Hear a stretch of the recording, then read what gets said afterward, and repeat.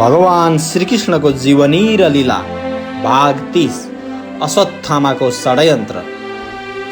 भीम र दुर्योधनको बीचमा गदा युद्ध भयो। श्रीकृष्णको इशारा पाएपछि भीमले दुर्योधनको तिग्रामा गदा प्रहार गरे, जसका कारण दुर्योधन घाइते भए। अब उनी मर्ने पक्का भइसकेको थियो। श्रीकृष्णले दुर्योधनतर्फ लक्षित गर्दै भने, दुर्योधनको मूर्खताका कारण यो युद्ध भएको हो। दुष्टहरूको सङ्गतको प्रभावले दुर्योधन पनि त्यस्तै भए। तैपनि यिनी राजा हुन्, राजकुलका हुन्, उनलाई वीर मृत्यु प्राप्त हुँदैछ। हामी उनलाई यस्तै अवस्थामा छोडिदिउँ। दुर्योधनले क्रोधपूर्वक श्रीकृष्णलाई गाली गरे, मेरो बारेमा यस्तो कुरा गर्न तिमीलाई लाज लाग्दैन? तिम्रा बुवा वासुदेव कंस कहाँ नोकर थिए। तिमीले नै इशारा गरेर मेरो तिग्रामा गदा प्रहार गर्न भीमलाई भन्यौ। तिम्रै कारणले भीष्म आदि योद्धाहरूको मृत्यु भयो। हामीले युद्ध हार्नको कारण तिमी नै हौ। धिक्कार छ तिमीलाई। यस षड्यन्त्रपूर्ण कार्यका लागि संसारले तिम्रो निन्दा गर्नेछ। दुर्योधन कराउँदा कराउँदै भुइँमा पछारिए। श्रीकृष्णले प्रतिक्रिया दिए, दुर्योधन, तिमी कसैका कारणले होइन, आफ्नै कारणले नाश भएका हो। तिम्रै पापको कारण भीष्म र द्रोण मारिएका हुन्। पाण्डव पुत्रमाथि तिमीले थुप्रै अन्याय गरेका छौ, जसको कुनै सीमै छैन। तिमीले द्रौपदीमाथि गरेको अन्यायको सजाय तिमीलाई अझै पुगेकै छैन र अरूमाथि दोष नलगाऊ। तैपनि तिम्रो मृत्यु उचित तरिकाले हुँदैछ। मृत्युपछि तिमी स्वर्ग पुग्नेछौ। दुर्योधन अलि नरम भए, म त आज पक्कै पनि स्वर्ग जाँदैछु। तिमीहरूले भने अझै दुःख पाउनेछौ। दुर्योधनको अनुहारको तेज बढ्यो। पाण्डव र श्रीकृष्णले उनलाई त्यतिकै छोडेर शिविरतर्फ फर्किए। केही समयमै अश्वत्थामा त्यहाँ आइपुगे। दुर्योधनको अवस्था देखेपछि उनी क्रोधित भए। अश्वत्थामा द्रोणाचार्यका छोरा थिए र आफ्नो बुवा द्रोणाचार्यलाई मार्न जुन षड्यन्त्र गरिएको थियो त्यो उनले बिर्सिएका थिएनन्। युद्धको 15औं दिनमा मरेका थिए द्रोणाचार्य। मर्नुभन्दा केही अघिसम्म उनले पाण्डवका सेनाको भयङ्कर संहार गरिरहेका थिए। यसबाट पाण्डव पक्ष डराए। द्रोणले गर्दा पाण्डवको हार्दै गइरहेका थिए। यही अवस्थामा श्रीकृष्णले छलको सहारा लिन युधिष्ठिरसँग भने, योजना अनुसार युद्धमा अश्वत्थामा मारियो भन्ने हल्ला फैलाइयो। युधिष्ठिर झुटो बोल्न तयार थिएनन्। त्यही बेलामा भीमले अश्वत्थामा नामक हात्तीलाई मारिदिए। भीम द्रोणले सुन्ने गरी कराउन थाले, अश्वत्थामा मारियो। द्रोणाचार्यले भीमको कुरामाथि विश्वास गरेनन्। उनले युधिष्ठिरबाट सत्यता जान्न चाहे। युधिष्ठिरले भने, हो, अश्वत्थामा मारियो, तर हात्ती। श्रीकृष्णले त्यही समयमा शङ्खनाद गरे। शङ्खनादको चर्को आवाजका कारण द्रोणाचार्यले अन्तिम शब्द हात्ती सुन्न पाएनन्। उनले आफ्नै छोरा मारियो भन्ने ठाने। छोरा मारिएको सुनेपछि उनले शस्त्र त्यागिदिए, आँखा बन्द गरेर बसे। त्यही मौकामा द्रौपदीका भाइ धृष्टद्युम्नले उनको शिर काटिदिए। आफ्नो बुवालाई षड्यन्त्रपूर्वक मारिएको अश्वत्थामालाई चित्त बुझेको थिएन। उनी निकै आवेशमा आइरहेका थिए। त्यसमाथि दुर्योधनलाई पनि युद्धको नियम उल्लङ्घन गरेर गदा प्रहार गरिएको उनले थाहा पाए। उनको रिस अझै झनै बढ्यो। उनले दुर्योधनको सामुन्ने प्रतिज्ञा गरे, म पाण्डवहरूको वंश नष्ट गरिदिनेछु।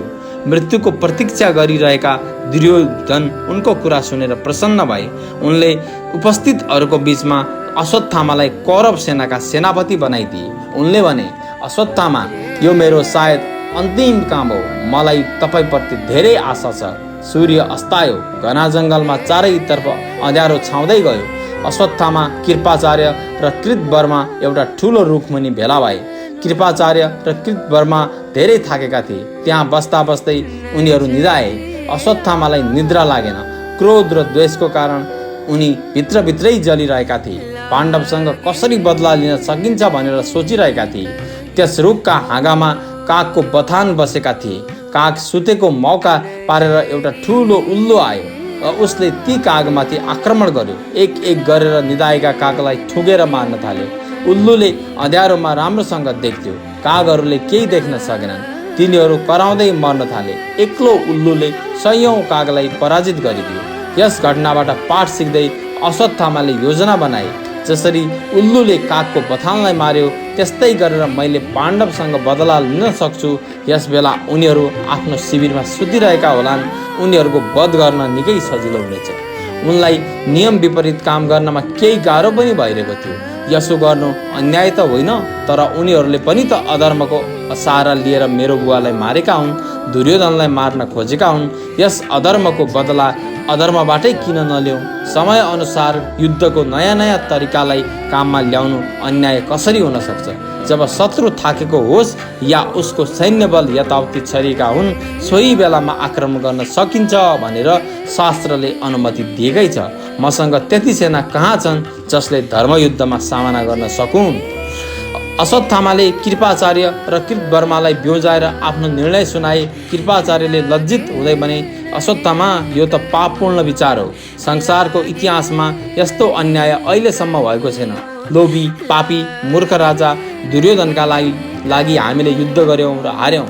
जे जति हामीले गर्नु पर्थ्यो गऱ्यौँ। अब हामीले यस कामबाट पन्छिनु पर्छ। अब हामी धृतराष्ट्र, गान्धारी, विदुर आदि नीतिज्ञहरूबाट सल्लाह लियौँ र सोही अनुसार गरौँ। उनले अश्वत्थामालाई निकै सम्झाए। कसै गरे पनि अश्वत्थामाले मानेनन्। उनी पाण्डवको शिविरतर्फ बढ्न थाले। कृपाचार्य र कृतवर्माले मन नलाग्दै उनलाई साथ दिए। आधा रात बितिसकेको थियो। पाण्डवको शिविरमा सबै सैनिक निद्रामा थिए। धृष्टद्युम्न कवच पोकालेर सुतेका थिए। यत्तिकैमा अश्वत्थामा र उनका साथीहरू त्यहाँ पुगे।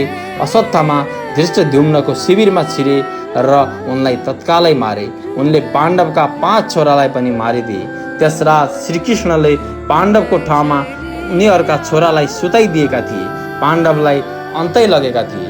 यस घटनाको श्रीकृष्णले पहिल्यै आशंका गरिसकेका थिए, तर पाण्डवलाई थाहै थिएन। अश्वत्थामाले शिविरमा आगो लगाइदिए। सैनिकहरू हत्तपत्त उठेर भाग्न थाले। ती सबैलाई अश्वत्थामाले मारिदिए। बल्ल उनको रिस कम भयो।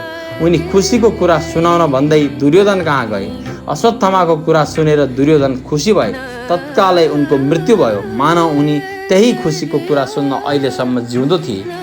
आफ्ना छोरा मरेको थाहा पाएपछि पाण्डव निकै दुखी भए। द्रौपदी रुन थालिन्। कसैले पनि उनलाई सम्झाउन सकेनन्। अर्जुनले उनलाई सान्त्वना दिँदै आफ्नो गाण्डीव धनुषको बाणले अश्वत्थामाको शिर काटेर ल्याइदिने वचन दिए। द्रौपदी त्यही शिरमाथि आफ्नो टाको राखेर नुहाउनु। यति भनेर उनी श्रीकृष्णलाई लिएर अश्वत्थामा भएको ठाउँमा गए। बच्चाहरूको हत्या गरेका कारण अश्वत्थामाको मन पनि उद्विग्न भइरहेको थियो। उनी चिन्तित थिए। गर्न नहुने काम गरेँ भन्ने उनलाई लागिरहेको थियो। उनले टाढैबाट श्रीकृष्णका साथमा अर्जुनलाई आफूतिरै आइरहेको देखे। यसबाट उनी डराए। उनी तुरुन्तै रथमा बसेर भाग्न थाले। निकै समय भागेपछि उनको रथको घोडा र उनी पनि थाके। अब उनलाई झनै आफत पर्यो। यस निरीह अवस्थामा उनले आफूले पाएको ब्रह्मास्त्रको प्रयोग गर्ने विचार गरे। उनलाई ब्रह्मास्त्र प्रहार गर्न आउँथ्यो, तर त्यसलाई फिर्ता गर्न उनी जान्दैनथे। त्यतातिर कुनै ध्यानै नदिई उनले आत्तिएको अवस्थाबाटै ब्रह्मास्त्र प्रहार गरे। उनको ब्रह्मास्त्रको प्रचण्ड वेग देखेर अर्जुनले श्रीकृष्णसँग प्रार्थना गरे। श्रीकृष्णले भने, अश्वत्थामाले आफ्नो प्राण सङ्कटमा परेको हुनाले यस ब्रह्मास्त्रको प्रयोग गरेको हो। यसलाई फिर्ता गर्ने उपाय उसँग छैन। त्यसैले त्यस ब्रह्मास्त्रको तेजलाई तिमीले नै कम गरिदेऊ। अर्जुनले ब्रह्मास्त्रको तेज कम गर्नको लागि आफूले पनि ब्रह्मास्त्रकै प्रयोग गरे। 2 ब्रह्मास्त्रको तेजले सबैतिर प्रलय गयो। तीनै लोकलाई जल जलाउँझै भयो। सबै नाश हुन लागेको देखेर श्रीकृष्णले त्यसलाई फर्काउन अर्जुनलाई आदेश दिए र अर्जुनले त्यस्तै गरे। अश्वत्थामा पाण्डवको कुनै पनि वंश नबचोस् भन्ने चाहन्थे। उनको ब्रह्मास्त्रले उत्तराको गर्भमा रहेको बच्चालाई मार्नै आँटेको थियो। श्रीकृष्णले आफ्नो सुदर्शन चक्रको प्रयोग गरेर उनको रक्षा गरिदिए। ती बच्चा अभिमन्युका छोरा थिए, जो यतिखेर उत्तराको गर्भमा हुर्किरहेका थिए। समय पुगेपछि उनको गर्भबाट परीक्षितको जन्म भयो। पाण्डवको वंशको एकमात्र चिनो बाँच्यो।